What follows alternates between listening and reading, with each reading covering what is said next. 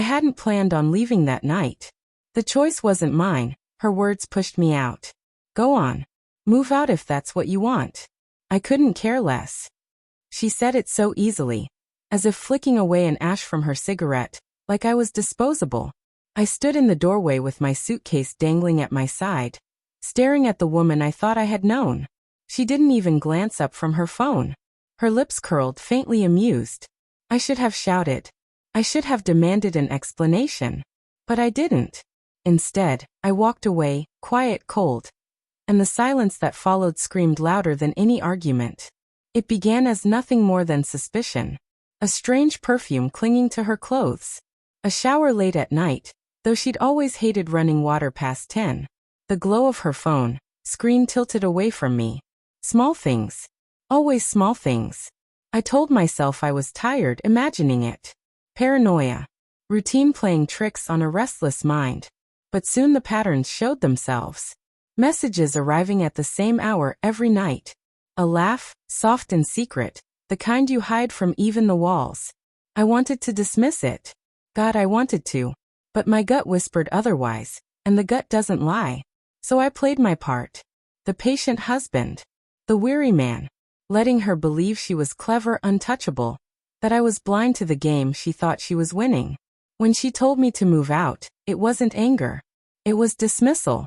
A test. She thought I would crawl back, beg for her, prove I couldn't live without her. But I didn't beg.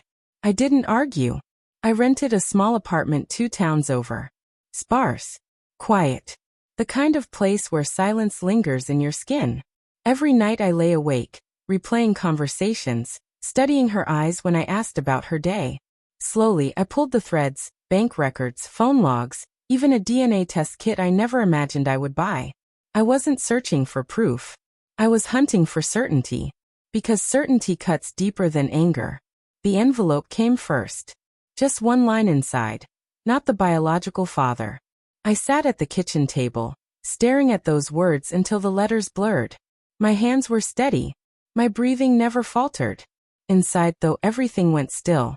She had given me a child, a son I loved and called mine, and built it all on deception. When I confronted her, I didn't yell. I didn't throw anything. I placed the paper on the counter. She read it. Her face drained of color. She tried to speak, but her throat failed her. The silence between us was sharp as a blade. Who? I asked, voice flat. She faltered. Denials, excuses, tears, it was all just noise. I watched her unravel, the mask slipping from her face. She wanted me furious. Anger she could fight. But calm? Calm was a weapon she couldn't touch. Revenge wasn't something I plotted. It was instinct. I called her father.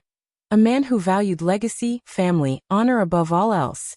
And handed him the report. I didn't need to say a word. His silence was enough. 2 days later, I waited. The knock on her door became thunder. Her father's voice tore through the house. Do you know what he's just done? Do you know what your husband exposed? Tell him to take it back. Fix it now. I stood at the end of the hallway unseen. She froze, panic splashed across her face. Undo it. There was no undoing truth. She tried to answer, but her father's fury drowned her out. He spat words I had never heard him speak before. Shame, betrayal, disgrace. For the first time, she stood stripped bare, not just by me, but by the very man whose approval she had worshipped all her life. That was my revenge. Not rage. Not destruction. Exposure. I hadn't needed to lift a hand. She had destroyed herself the moment she chose deceit. I had only handed truth the stage. Later, I packed the last of my belongings. That was when she begged. Tears streaking her face, clinging to me as though I were her last chance at air. Please don't go. We can fix this. He doesn't need to know everything.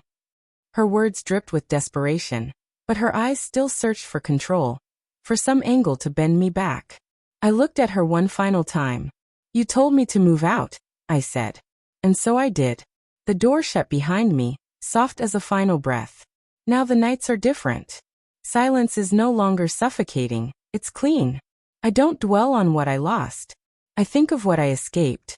She remains in that house with her father's scorn, her own guilt, her shattered mask. That is her prison. one she built brick by brick.